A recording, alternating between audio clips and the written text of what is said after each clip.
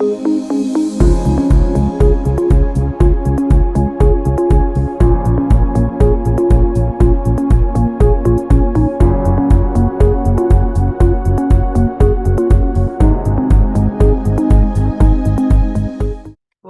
to our workshop, Centering Youth Voices in Environmental Action.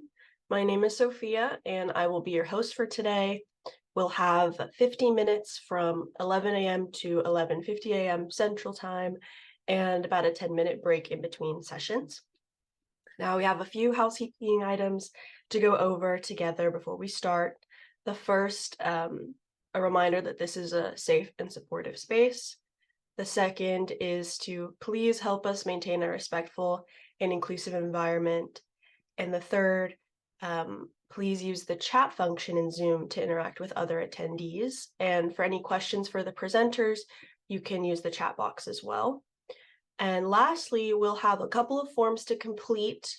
So if you are registered for a continuing education credit or CEU, please be sure to fill out the sign-in sheet and this CEU form that we will drop in the chat. And we will also post a link for the workshop evaluation in the chat towards the end of our session, because we value your feedback and we want to make sure that we can continue improving our offerings. So please join me in welcoming our presenters, Anna Chatham, Carmen Valdez, Regina Bocanegra, and Elisa Ruiz. Thank you very much. I will be starting the presentation, and so we're going to be talking about the program that we are running out of the University of Texas at Austin through the Planet Texas 2050 Grand Challenge. And our program is called Frontline Community Partnerships for Climate Justice. And I'm excited to be sharing this presentation with Anna, as well as Regina and Elisa. Okay, next slide, please.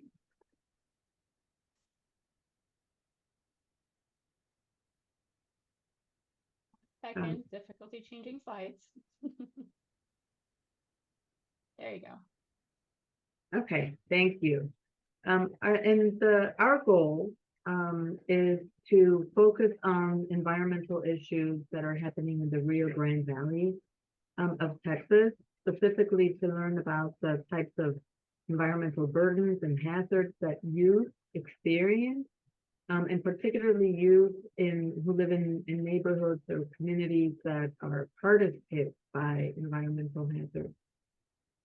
We also work very closely with youth to build their capacity to be their own researchers, and so they not only identify environmental concerns but also solutions to those concerns, and then we support the findings of their work through coalition building.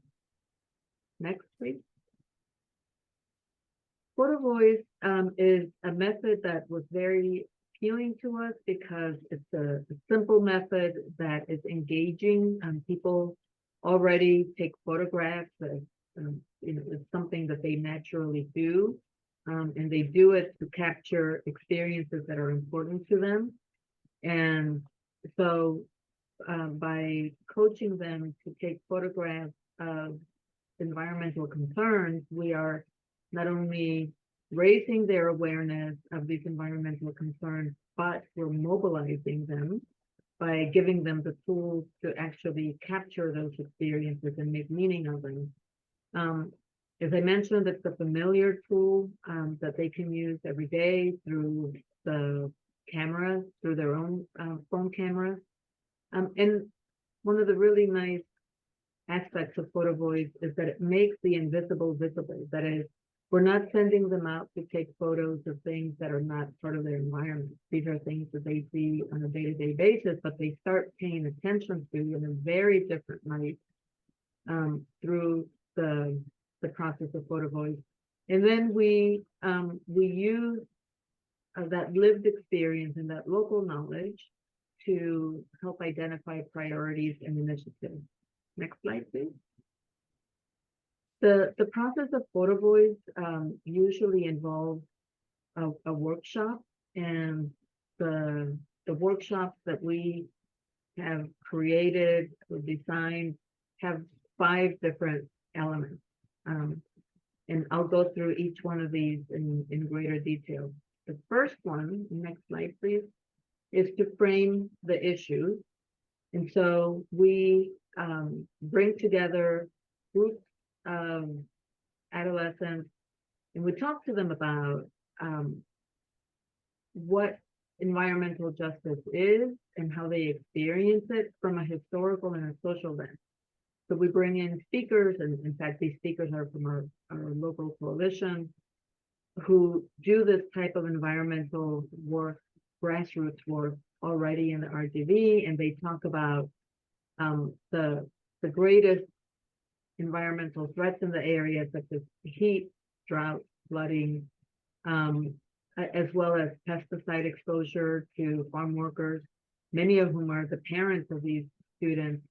And then we also talk about lack of protections that families may experience, particularly if they live in unincorporated neighborhoods where there isn't a sufficient or adequate infrastructure for air conditioning and other shade structures as well as, there may be poor insulation. And then, of course, in the RGV, there are other environmental issues that the community expresses as well, as you can see here on this slide. Next, please. In our second step of our workshop, so once we frame the issues for them to start thinking about from a historical and social lens, we engage them in data collection. And first, we use a model of inquiry that's called appreciative inquiry, which is to focus on what they want to strengthen in their community and not necessarily on what they see to be a problem, because we want to avoid a deficit lens. So we start by, we break up the larger group that you saw in a picture. We break it up into smaller subgroups. Each subgroup names itself, and then we ask them to talk amongst themselves and write down on a large poster board, what are the public spaces where they feel like they can be themselves, right? And this is a very important question for young people, because often adults define public spaces and activities. And so we wanted youth to think about, spaces that actually make them feel like they can be themselves and not be who other people want them to be. And then we talk to them about what's special about those spaces, what can be improved, and how those spaces can better honor their community. And you might not be able to read here, but a lot of what the places that you name are gardens or parks, and what's attractive to them about those spaces is that they can spend time with their family. But they also, name ways in which those spaces can be improved to better honor their culture, but also people in their family who may be mobility impaired or older, such as their grandparents. Next, please. And then we take this data collection to another level by tasking them with going out and taking photographs of places that they identify that could be potential environmental amenities, like a park, an open field, but where they can identify problems in terms of access, comfort, safety in those spaces. But we don't just send them out with photographs. We actually train them or coach them in photography technique and in ethics, right? Like what is okay for them to photograph and what is not okay, such as they should not photograph people's faces without their consent, or put themselves in a dangerous situation. And then in terms of technique, we partner with a professional photographer. His name is Raj Rodriguez, who talks to them about how not to just take a photograph of a situation or a phenomenon, but to really highlight the experience, the emotional experience that it sparks, and also how once the photograph is taken, how they can enhance the image through different adjustments that they can make in the photograph. And then of course there's an element of their place and their identity and the power that they have to capture these situations. Then we follow that with a walk around. We take them to a park, and they are, again, the different subgroups are put in charge of a different element of environmental amenities. So one group is focused on safety, another one comfort, another one access, joy, etc., etc. Next, please. And then finally, youth come back and they upload the photos and they place them under the different categories, as you can see in that image. And you can see some of the photos that they've taken are really not just about a place, but how they feel in that place and how they feel in terms of being who they are. So these are the steps that we follow, leading up to then they interpreting the images and writing narratives. And Anna will take it from there and talk to you about the analysis process and show you some of those photographs. Thank you, Carmen. Yes, so then after they take the pictures, we use the method called showed to analyze the pictures and write narratives that go alongside the pictures. And showed is an acronym. Each letter stands for something. So we start with, so what do you see here? And in here we ask for a very literal explanation of what youth are seeing in the picture. Age is what is really happening here. So it allows a little bit more interpretation of what's going on. O is how does this relate or affect our lives? W is why does this happen? Why is this a concern? E, how do we become empowered through our new understanding? And D, what can we do about it? What would we like to see done about it? So I'll give you a couple of examples of how youth used this acronym, this method, to start writing narratives about the pictures they took, and you'll get to see some of the pictures they took as well through the project. So we'll start with this one. This is a picture of an old building. So you can see here with in the little handwriting, they use the showed method. So S, what do you see here? They wrote an abandoned building. What's happening here? People break into it sometimes. How does this affect our lives? People meet up to sell drugs or kidnap someone, so indicating some criminal activity, some dangerous activity that might be going on in this building because it's abandoned. Why is it happening? Because there is no maintenance. And then the D, what do we want to see done about it? What do we want to do about it? Is the suggestion is turn it into a museum, give it life again. So this is the first step in writing the narrative. We offer this method just to get youth started. And then they edit this beginning text to come up with a text that flows a little bit better, that really tells the story.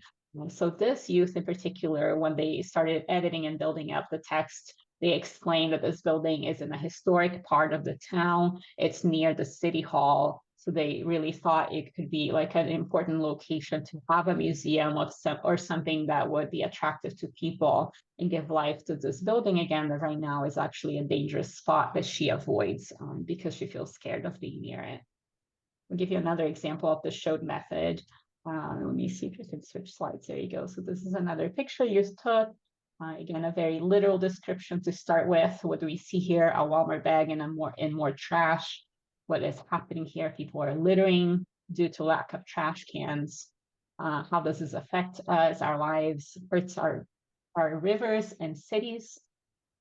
Why is this happening? Lack of trash cans and disposed bins, trash cans. And then what do we want to do about it if we have more trash cans around the city? So we not only are describing what's going on and how it affects us, but it also eliciting youth's ideas for a solution instead of just assuming what solution might be. So you see, as I said, this is the first step that we use for them writing narratives, and then they build this out to be a more cohesive narrative. And we are very lucky to have Regina and Elisa here with us today. They're two youth that participated in this project. And I'm gonna have, we're gonna be able to hear from them. They took a few wonderful pictures, and we'll hear from them how they wrote down these narratives and what this means for them. So Regina, if you'd like to get us started and tell us a little bit about this picture you took. Hi, thank you. So this picture was taken in Far, Texas. This is actually my backyard. So the narrative behind this is we are playing with the world. We don't care about recycling. The clock is running down and it's going to be too late to help our lives and our future. We need to mature and see the seriousness of the world and its condition. It has been our home and we're literally just ruining it as if we would get a second chance. The city should add recycling bins to every house so that we can make it easier to contribute in making a change. Thank you, Regina. This is a really creative picture that you took with the video game and the trash. Can you tell us a little bit about your motivation behind taking this picture? So the motive for this picture was every every single day I wake up to trash in my lawn. And it's not because we add that trash. It's just people are so unmature that our neighbors throw and feel that they can just throw their trash all over the place and they don't see the seriousness of, hey, it's just one bottle. No, that hurts our earth and that makes me feel like I'm living in a dirty and unsafe environment. No matter how many times we try and clean it, to have someone feel just as if they could throw their trash all over me, it makes me feel very gloomy and it just makes the house look sad and it brings the environment down. So that So was thank you for sharing that context in which you took the picture. Can you tell us then what you thought the solution would be? in my opinion, I think that the city should add recycling bins and give us the opportunity to, help encourage people and say, hey, let's not throw this on the ground. We have a recycling bin right here. And hey, let's make the change. Sure, it might be small, it might be a little water bottle, a little cap. But at the end of the day, the more that people do it, the bigger the outcome and the bigger the change can be. Thank you, Regina. That's great. The similar theme of trash, we have a picture from Elisa, who's also beautiful picture. Let me switch the slides. Elisa, would you like to tell us about this picture? Yes. So in my photo I took at far near it's like near my neighborhood. So when I took this picture, I saw like nature such as grass, trees, and also cable lines in the back. What I saw what was happening here was deforestation and pollution. It was just nature being destroyed itself. I felt really frustrated and angry because like people think they could just leave their trash there just because no one's using it or something like that. So this was actually supposed to be turned into a park, but the process is taking longer and people are just throwing more and more trash every single day. And I question, why do they even dump their unwanted trash everywhere? Like I get the fact that not a lot of people do have access to means transportation to take them into like the land like garbage like places and stuff like that. But we should at least have some sort of system to actually be able to throw it away. Thank you, Elisa. Thank you, Regina. I like how both of you are highlighting how this makes you feel. There's a frustration and an anger. Also highlighting the individual responsibility that we as individuals, make choices on what we do with our trash. And also highlighting like the systems in place in which allows us to do something useful or proper with our trash, right? So what systems are in place for people to be able to recycle, to be able to dispose of big items. Appreciate that. Let's go back to Regina, one more picture that she took. Regina, can you tell us about this picture? Yes, so this picture was taken in the Jones Box Park in Far, Texas. It's more near the rural area. So the narrative behind this is arriving to the restrooms, I was greeted by such a dark and lonely presence. Walking in felt like walking into a jail cell. Instead of windows, there were bars. Instead of a trash can, there was a bucket. everything in here felt like a prison. It felt as if it was waiting for someone to give it hope, a chance to be fixed, a rundown restroom people forgot about. Thank you. Can you tell us a little bit about the motivation behind taking this picture? And you said this was in Far, Texas. Can you tell us exactly where in Far it was? This was in the Jones Box Park. I get confused saying it, but yeah, this was more in the rural area outside. This near Las Milpas, around there. So the motive behind this was, as a kid, I would go to the park a lot, and it's sad seeing kids, not wanting to go out as much, but I can see why. I mean, when you're greeted by something like this, to do something as simple as the restroom, to make it feel like you're walking into a dark, negative area, it's sad. And I feel like if people were to add a little bit of color, I know you mentioned earlier, just like add like bringing someone to paint a mural of the city, have kids not want to be scared to enter a space like this, to plead to go and use the restroom, where they can see colors and they don't have to say, hey mom, I'm not scared to go anymore, I can go by myself. Make it a safe, fun environment for the people, for the community, instead of making it feel and look sad. Thank you, Regina. That's a powerful reflection on how the design of spaces affect how we feel and how we then choose to use or not use spaces. We'll get to hear one more time from Elisa and one of other pictures that she took highlighting an issue with stray animals. Elisa, can you tell us about this picture? So this picture is actually taken in the Jones Box Park at Far as well.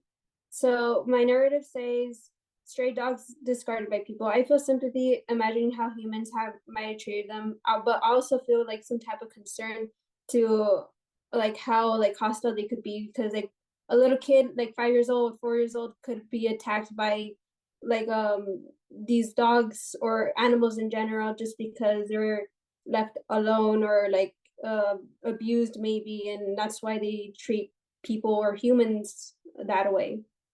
And animal shelters don't really have that much funds like to where they can have like hold a lot of animals, because what I've seen from my community so far was that animal shelters would post like they have 5 days to live, like before they get well put down, and or like a week and stuff like that. So there's not really much funds to go over that.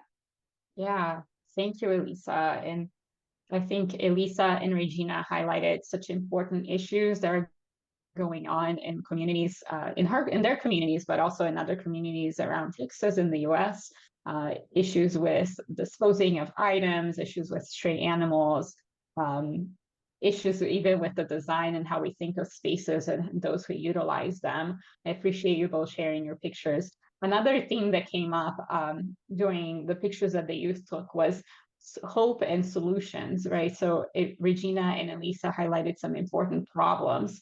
And then I want to highlight a couple of pictures of youth who talked about memories and solutions and hope. So we had Jocelyn Capetillo, who took this picture of herself on a green grass and talked about her childhood, her memories of sitting at the park at her grandma's yard, playing with her family, and how that felt like a safe place for her and for her loved ones.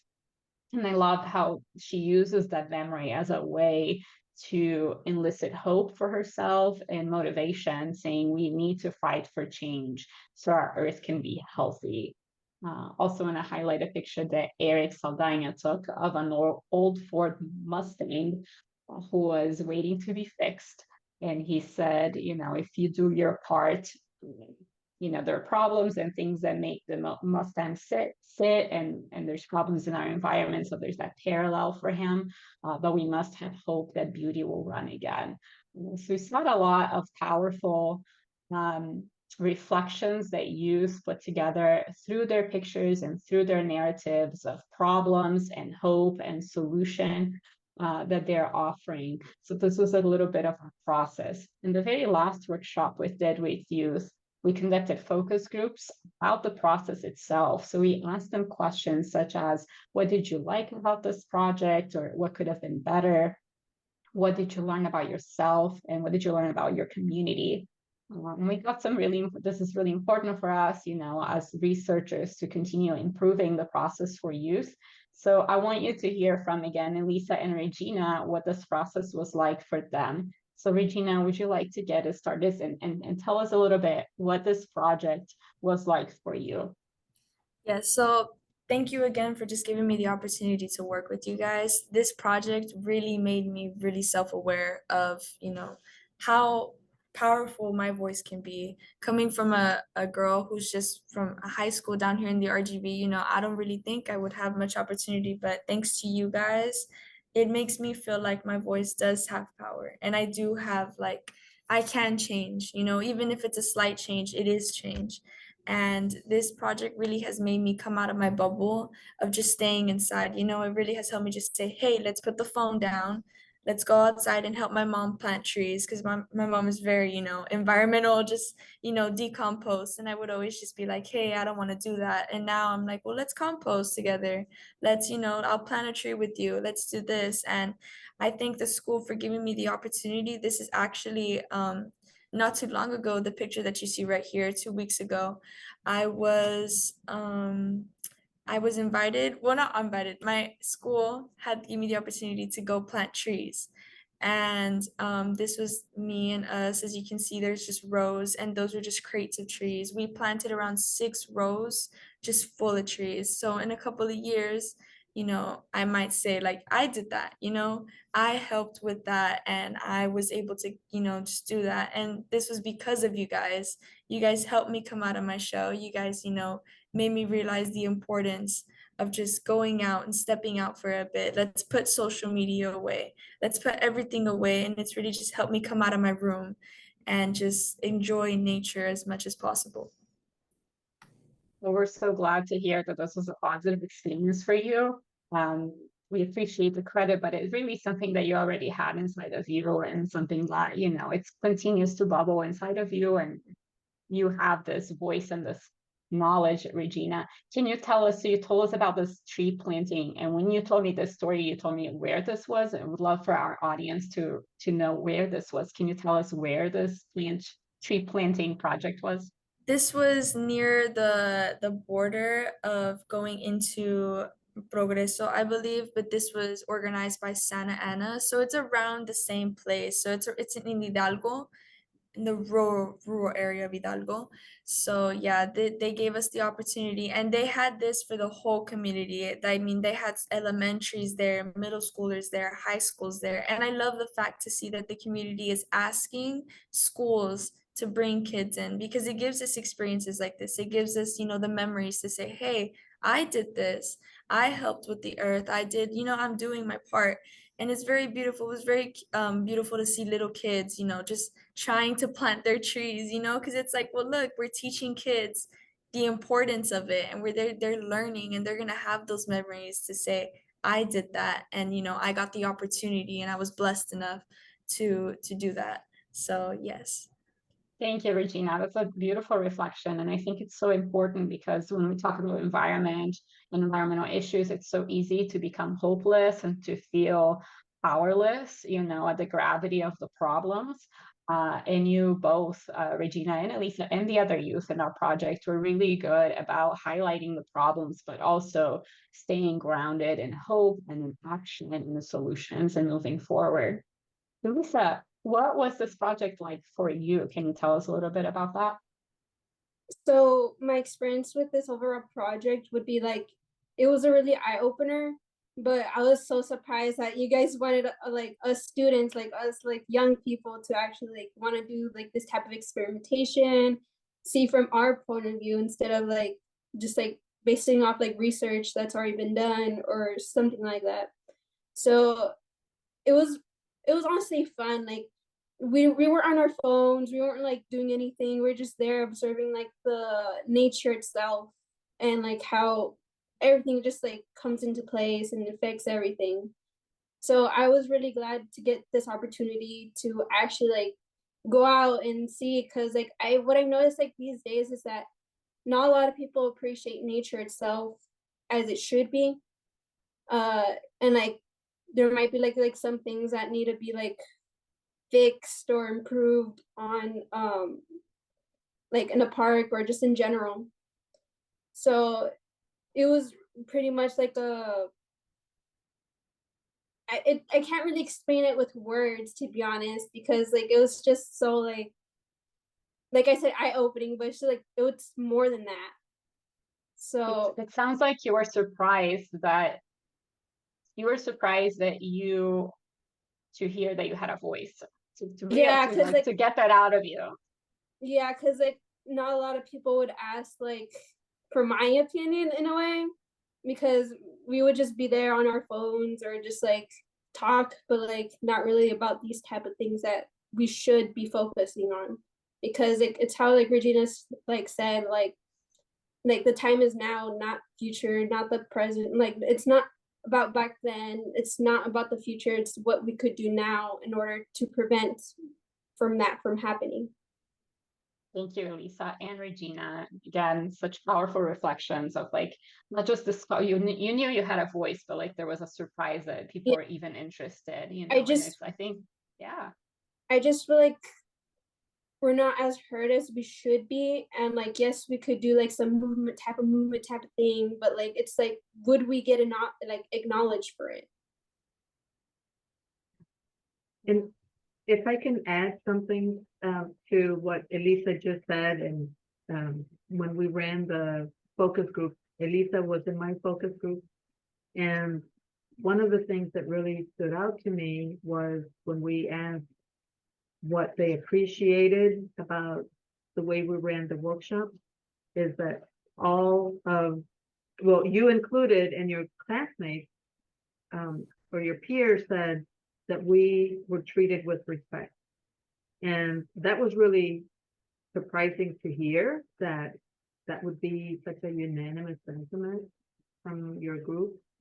And I think it's based on what you're saying right now, Elisa, is that often we think that young people aren't aware of issues in their neighborhood, where they live. And therefore, if they're not aware of them, or if they don't care about them, then it's not worthwhile to talk to them about these issues. But as everyone heard here, just from the two of you talking, you do know a lot about what needs to be changed and how it should be changed. And so I just want to highlight, and from seeing all of the really validating comments that the audience is posting, is that youth are eager, they're hungry for this type of experience, and to be given the opportunity to develop leadership. And so, let's not underestimate the power of youth. And in fact, in environmental justice, often youth are not included in those efforts. It's the adults that are included. So I just want to commend you both for being such great leaders and guiding this work and being your own scientists. Yes, thank you, Carmen. We are so lucky. We have learned a lot from you guys. So really, if anybody's going to give credit, is us giving credit to the youth, because we knew obviously we wouldn't have done this project if we didn't think youth had things to say. But the things you had to say were really important and relevant and thoughtful. So we have learned a lot, and we're hoping that other people in our audience and in future opportunities will continue to learn from you. I am going to move us along to our next slide just for the sake of time. So like we were saying, there's a fourth and fifth phase that we'll cover. So the fourth phase of the photo voice process in which we engage involved reporting and celebrating. So at the very end of the last workshop, we had a celebration in which families were invited to come, and community members, our coalition members, were invited to come. And we did obviously a very preliminary report of what had transpired in the first 4 sessions. So we had a little PowerPoint with the pictures and preliminary narratives that were even fully finalized at that point. But we had a little party, we celebrated our work, we had certificates for the youth, and we just enjoyed ourselves and the work that we had done and all the learning that we had done together as a team. And currently we are in our 5th phase, which is dissemination and action. Obviously, this is part of disseminating, is talking to other people about the things that we've learned in the process, and also with the content, right? What youth had to say. We're also having an exhibit next week. So if anybody is in the RGV area, you're invited to join us for the exhibit, so you can see more of what the youth produced, the pictures they took, and the narratives they wrote. It's on November 15th at 6 p.m. Here you can see the information at Farr Memorial Library. It's free entry.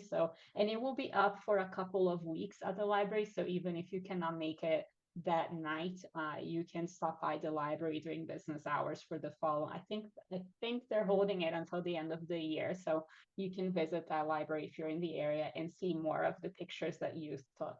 And I encourage you to do so. This is the end of our content. I want to give a shout out to our team because we're not all here today. So Carmen and Miriam, Dr. Miriam Solis are our PIs, and then we have Tasha and Kathy, who are not here with us today, who play a big role in developing these workshops and making all of this happen. And we would not have been able to do any of this without our community, our local community partners, mainly Marisa Oliva, who is a health and nature liaison with Texas Children in Nature, and also our 10 coalition members who come from different community organizations and city government, who have allowed us to and partner with us and done so much work to be able to make this happen on the ground. So with this, I'm going to end our presentation and allow for a few minutes if you guys have any questions or comments. I want to answer one question that was asked by Eleni. She had said, absolutely can hire, well, she had said, who manages parks, restrooms while residents visit the park? Most parks are not manageable while residents are present. And then she goes on to say, absolutely can hire youth to manage restrooms. Beautifully, the restrooms show the residents that they are valued. All things are relevant to enhance the minds of families and parks. So I agree with her on here, but in ways where I was, talking about it earlier, in ways that we can have, the community talk to high schools. In my high school, Thomas Jefferson High School, I attend here every year that we go on. We have to graduate with at least 40 community hours each year. So it sums up to, at the end of it, I don't know how many, but we have to have 40 hours each year. So what we could do is the community can get in contact with high schools and they can say, hey, we can have your high school students clean the restrooms, but for community hours. So at the end of the day, it is a win-win. They could, help the community out. They're cleaning, they could go with their friends. They could say, hey, let's go help our community out. And at the end of it, we get our community hours. So it helps both ways. It goes both ways. It can really, help it. And I do agree with, her idea with just saying having the youth do it. So at the end of the day, we can also see like the youth value what we have more instead of going in and just, graffitiing everything. We can say, I cleaned this and I want it to stay clean. Let's keep it that way. Let's have more people come in and clean it, every week. Just go on and, hey, let's go clean this. Okay, well, let's keep it clean. So we can just, value it more.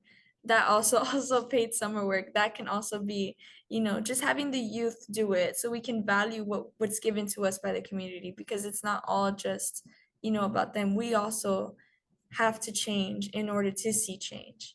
So.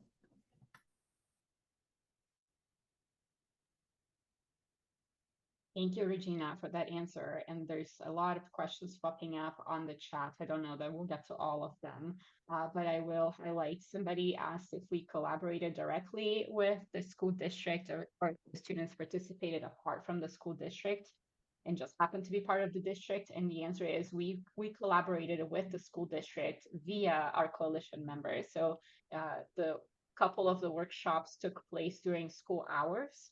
So the school was willing to allow for that to happen, and the schools were incredibly accommodating, that they provided transportation for the youth to the workshops and back with the bus, and provided chaperones as well, teachers that came and stayed throughout the day with the youth. So it was definitely a collaboration between UT and lots of community partners, including the school district. I want Sure. to answer another one. Oh, I'm sorry if I cut you off. Yeah, no, Regina, I think we were both gonna talk about the second one. So the second question, Yes. how did this project change how you see your environment? Did it make you see issues or concerns that you previously walked past? Yeah, so to answer this question, yes, it has changed my perspective. It has changed my eyes. It's really just open to it. So, I used to walk by like in my neighborhood and I would see couches thrown everywhere, but I never really took account for it. I'd always think, oh, that's just gonna get picked up later. I never really took like, why is that there? Why do people have the tendency to throw it there instead of taking it to a landfill or taking it to get renovated? They just always resort to throwing it out instead of, making it something else that can be beautiful at the end of the day. And this project really has, yes, it's changed the way I see things, the way that I value it. I even tell my friends now, I'm like, hey, let's not do that. Cause they're like, they litter sometimes. I'm like, no, like I go pick it up and I'm like, let's not do that. It's something small, but it can make a drastic change in the future. In the future, we could say, man, I wish I never did that. I wish we would have taken, the time that we had seriously. I wish we could have done this and that. And that's what Eliza had said earlier when I had said, we don't have the future and we don't have the past. What we have is now, and what matters is the present and how we take our time and what we do with it. So yes. Thank you, Regina. Carmen, did you want to add something to that? Or Elisa? Or Elisa, sorry. Yeah, I wanted to add to what Regina said, like regarding the murals and stuff like that we could do with the bathroom. I mean the restrooms over there. I feel like we should probably like change like the interior and the exterior of how it looks to look more appealing. And also something I wanted to say was that it was a question here. Sorry. Um, sorry, I lost my train of thought. I'm so sorry. No worries, that happens. Don't apologize. You're good. Yeah, the question was about if you see the environment different now. And in terms of what problems are in the environment, but also did it heighten your sensitivity to the beauty in your community as well? Yeah, I feel like in a way probably we could do, because like I've seen like art like in a one time when I went to an art museum, I saw like some artists like using like wheels, gears, and just stuff that was thrown out to create something new. So I was thinking maybe we could do a similar thing towards like regarding that. Yeah, that's awesome, Elisa. And actually, one of the attendees wrote that maybe there could be a mural made, right, or painted about your community. And so, yeah, reusing the things that have been thrown out that are trash or that are no longer working in part for art. That would be a great activity. So I wanted to answer a question by Gerardo Martinez. Says, what have you all found as the best way to recruit high school students to out of school programs or projects? So in our situation, we at the same time, or even before we did photovoice with youth, we we put together a coalition. And in the coalition, we invited the head of environmental projects. I can't remember his exact title, but the head of basically environmental issues at the school district. And so, and we also had representatives of different organizations such as Lupe and Arise Adelante. And so these are organizations that are very well connected to families. And the way that we recruited the high school students was to ask the coalition what would be the best way, like if this is something that we would have to do on a Saturday or at night and or in the evenings, and because of school hours. And actually the general advice was that the school commit to allowing students to leave the classroom so that we can do the program during the school day. And that was because afterward, after school, it would be really hard. Not all families have transportation. And it would be difficult for them to bring their child to the community space to work on this. And similarly, on weekends, there are a lot of activities. So having these people at the coalition meetings was really helpful, because not only did they give us advice based on their experience with the schools, but they nominated the schools and they worked out with the schools to pull the students out during the school day. And they actually also bused the students to the community site. So that was the best way that we found to recruit the high school students.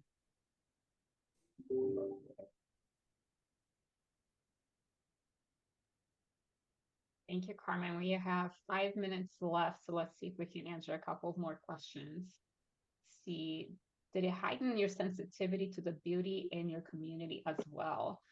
I think that's a great question. Of course, we didn't get to share all of the themes that came up through the picture. So if you are in the RGV, I encourage you to go to the exhibit. We might try to have one in Austin in the future too. So maybe we can get that word out. But yes, there was a theme of beauty. There was pictures taken of flowers and of beautiful spaces, and even within their neighborhood, there was one youth that took a picture of an just a regular intersection near her house.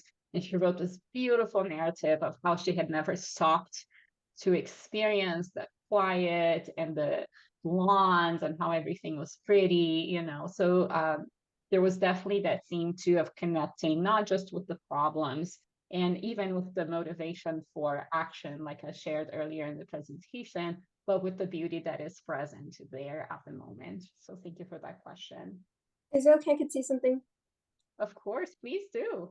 Something I want to say is like, we should focus on the now, but we should also focus on the future generations that are coming in. So I feel like we should teach younger kids to actually say like some sort of things like recycling is good, like we should keep like the earth healthy or something like that. So I feel like we should start at a young age as well. That goes on with the question or the comment that Cynthia had said. She says the problem with the school time for older students is that they can be pulled out of core classes. This is why Sparks versus Sex works with elementary age students. So I like the idea of that, because that's actually, we're influencing what Elisa just said. We're influencing the younger generation as, small as maybe kindergartners or first graders, it becomes a habit. Once we put them to do things like that, it will probably most likely become a habit in their day-to-day lives to say, don't do that, let's not do that. And if we have more schools just doing that, like as time progresses, we will have a generation that will rise up that is educated about the world and is educated on how to take care of the environment around them. So, Thank you all. Thank you so much for our audience, for the great questions and for the encouraging comments that you posted on the chat. A big thank you for Elisa and Regina for their willingness to share with us today. We're so lucky to be able to hear from you. And we look forward to continue. If you have any more questions, feel free to reach out to us. And again, if you're able to attend the exhibit, we would love for you to see more of the wonderful pictures and narratives that you took. So hope everyone has a great rest of the day. Thank you. Thank you.